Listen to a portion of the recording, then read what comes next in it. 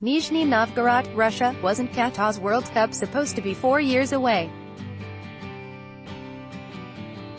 An injury to Edinson Cavani may end up taking some of the shine off things, but this still shapes to be something of a vindication. Ready for the money men of Qatar Sports Investments, the Persian Gulf states sporting arm and owner of French club giant Paris Saint-Germain. Kylian Mbappe celebrates, after scoring his side's third goal during their round of 16 match against Argentina last weekend. Mbappe and the French national side take on Uruguay Friday. David Vincent, the Associated Press, as the most unmissable World Cup in living memory comes closer to its crux Friday with the first pair of quarterfinals. The vaunted attacking line that Qatar has assembled in the French capital will take center stage in Russia. Friday's matchup see Uruguay face France as the mouth-watering appetizer before a main course of Brazil and Belgium, the most outstanding tie of the World Cup to date, in Kazan. QSI have invested $715 million in transfer fees alone over the past 5 years as they built an attacking unit made up of Uruguayan hitman Cavani, Brazilian icon Neymar and French wunderkind Kylian Mbappe. World Cup 2018 moved from the group stages to the really good stuff. The frontline that had been christened NCM, Neymar, Cavani, Mbappe, in Paris, grabbed the tournament and made it their own. Mbappe's intervention was undoubtedly the most dramatic as he became only the second teenager in history to score 2 goals in a World Cup knockout game, the other being Pelé. Article continued. Bella Witt was the sort of virtuoso display that can signal the dawn of a new era. Given that it came against Argentina and thus served to mark the end of Lionel Messi's World Cup career, it was immediately labeled as just that, a passing of the torch from one generational star to another. But Cavani and Neymar weren't about to let the kid grab all the kudos. As the elder statesman of the trio and the longest serving in Paris, Cavani has had to sometimes fight for oxygen among the breathless chatter that surrounded the new recruits this year.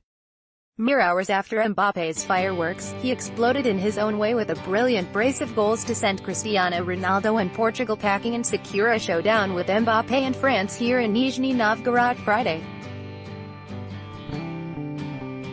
Cavani may, however, miss the showdown here as he tries to shake off a calf injury. In the alien position of having to play third fiddle to his clubmates, Neymar had to wait until 48 hours later to inspire Brazil into the last 8 with a display that had so much of his best and much too much of his worst against Mexico in Samara. He grabbed Brazil's crucial opener but then proceeded to serve up an umpteenth encore of the infantile histrionics when barely touched by Mexican defender Miguel Layún.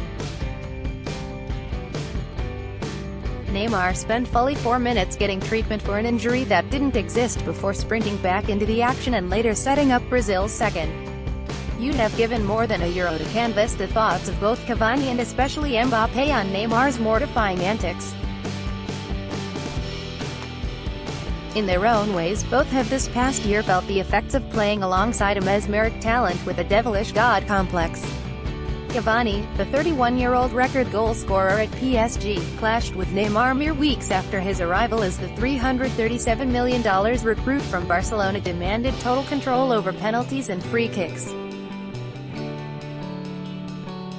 Mbappe's frustrations have been less immediately tangible, but after the electrifying campaign with Monaco that he began as a 17-year-old, his move north to the capital for an eventual fee of $268 million last summer has seen him spend the last 12 months in the role of sidekick, at best.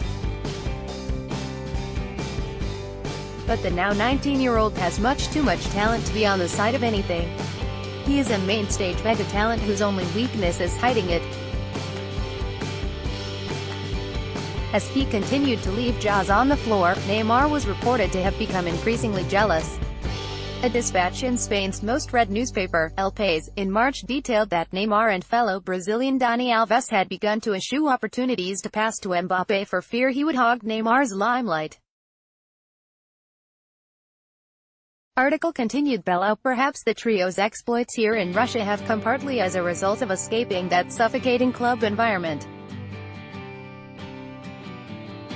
because as effective as they were at times, the trio combined for 87 goals between them, with Neymar missing the final 2 months of the season through injury. The ends did not justify the outlay.